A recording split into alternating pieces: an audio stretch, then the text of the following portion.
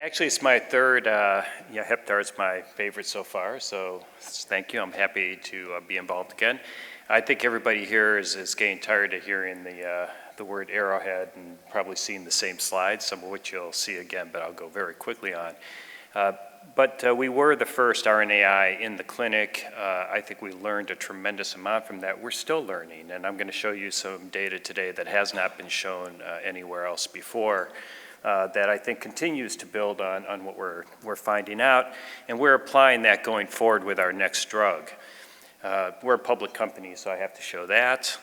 Okay, so as we've talked about, this is a very compact DNA, and because of that, we have these overlapping transcripts.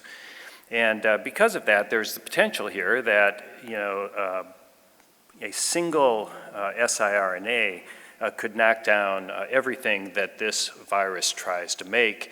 That was really attractive to us. Normally with RNAi, we think of it as a single siRNA knocking down a single mRNA, knocking down a single protein.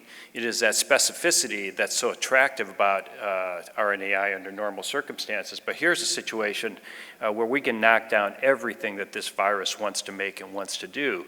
So that actually makes this a multi-target DAA. And also, indicates that RNAi should play nice with everything else. So we just heard about, capsid modulators. Their lives could be a lot easier if the amount of core that the virus is making is down 2 or 3 logs relative to what it would be otherwise.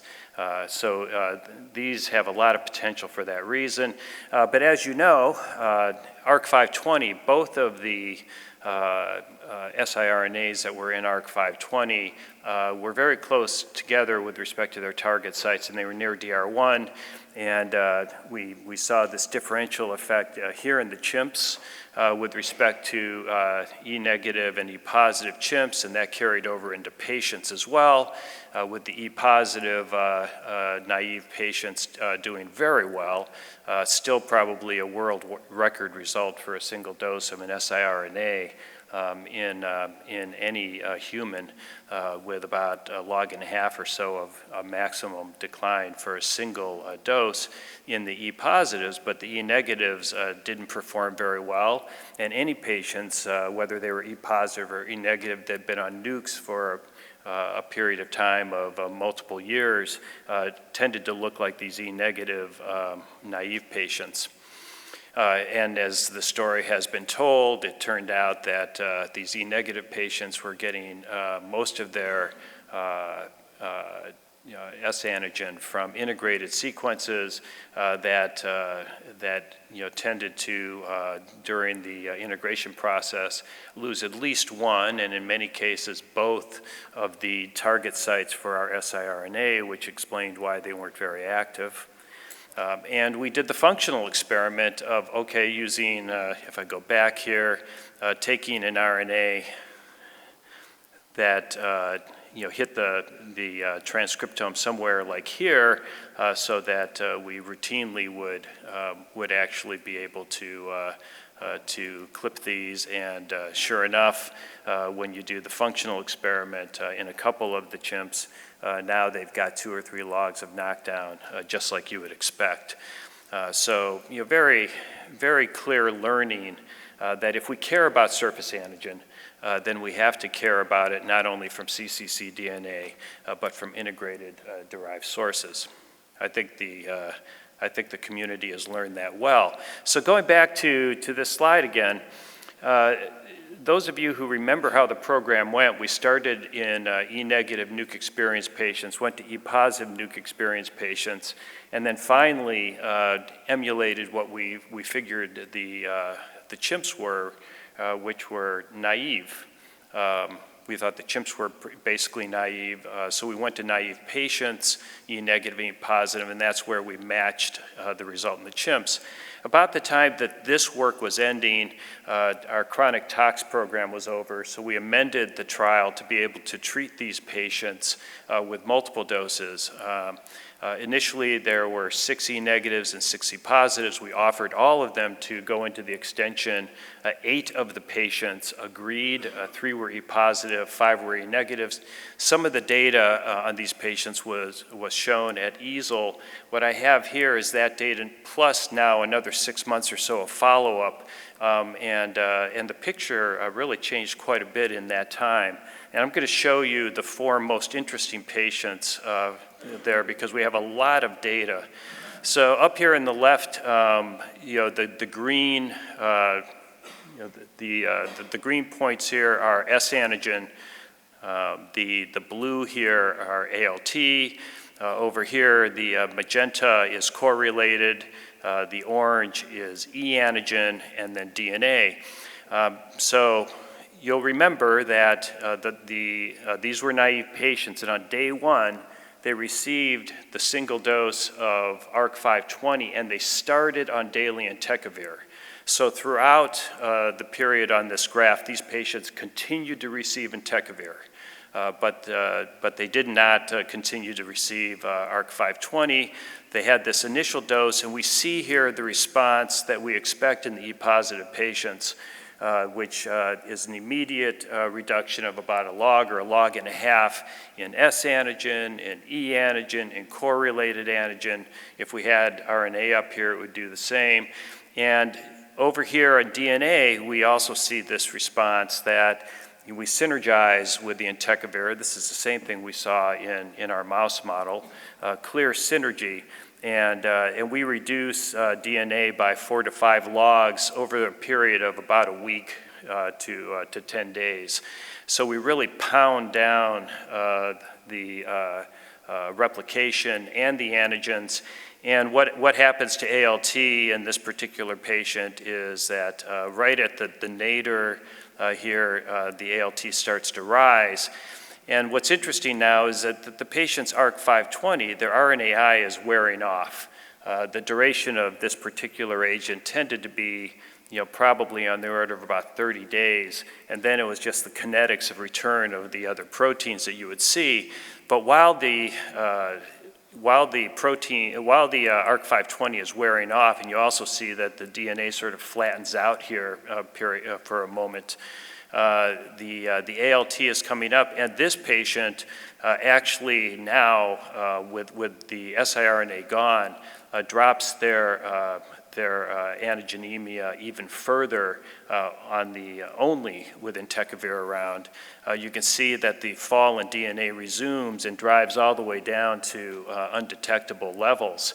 And then we were able to restart the ARC-520. We get a further response in the antigens, but then they sort of leveled off, and presumably, in this, a lot of this S here, not all of it, because you can see that we still have some correlated antigen, although very little in the way of E. So not all of this is coming off of integrated, but probably quite a bit is. And then you see here, about a month and a half before their last dose, the ALT starts to come up. I don't know why this disappears on you, but the ALT starts to come up. Now, this was imperceptible until you get enough data points here that you can see this. And this is similar to what we saw in the chimps as well. So you wouldn't really call this a flare by traditional measures, but something happened here. ALT comes up. In response to that, or maybe as a part of that, the patient seroconverts becomes E negative and E antibody positive. You can see has a big drop in correlated antigen, and his S antigen continues to fall.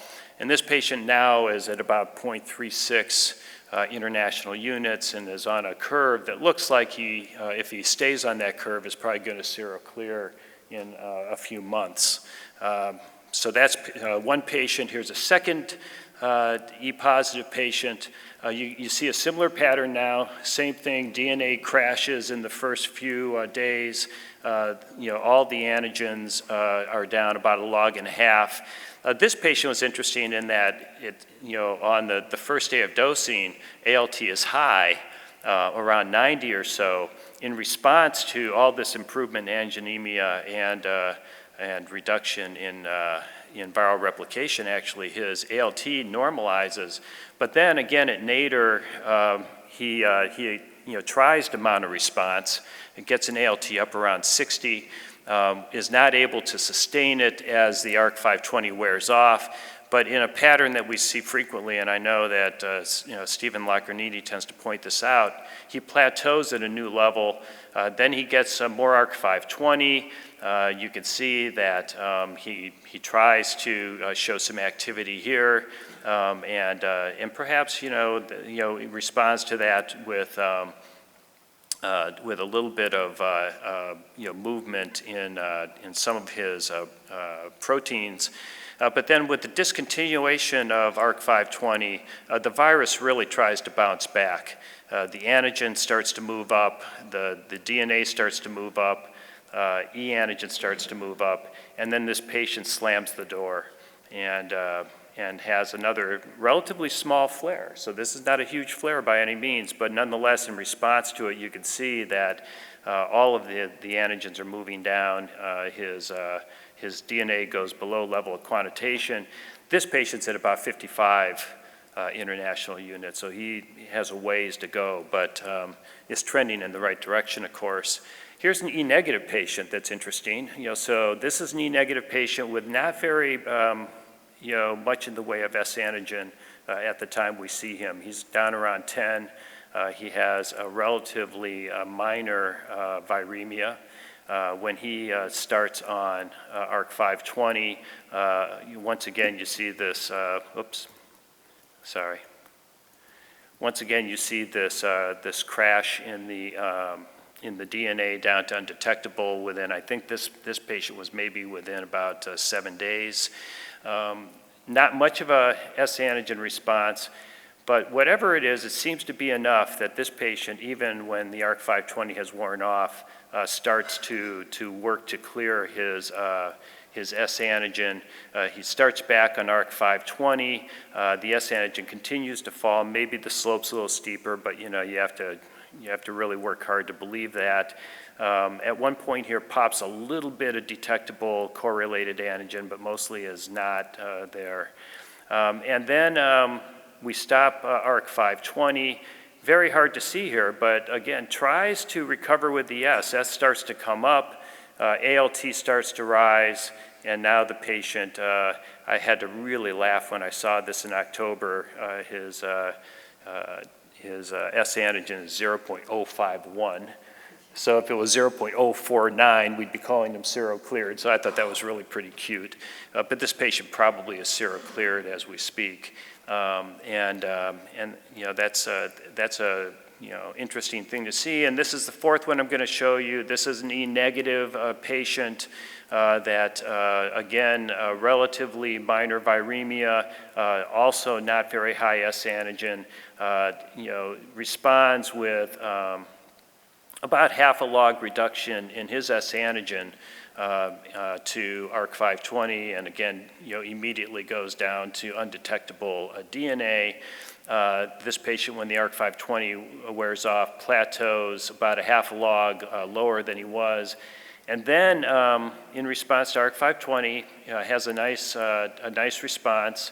Interestingly enough, we start to see some measurable core, although it's bouncing right around the lower limit of quantitation. And then when ARC-520 stops, this virus really tries to come back, and S antigen rises, has a spike in core, and you can see that the ALTs are not doing much, but they're definitely moving around, and now the patient, he becomes core negative again. The last 6 months, he's been on a steady decline. He's now at 2.6 international units, and we'll see what happens, but this patient may wind up seroclearing as well.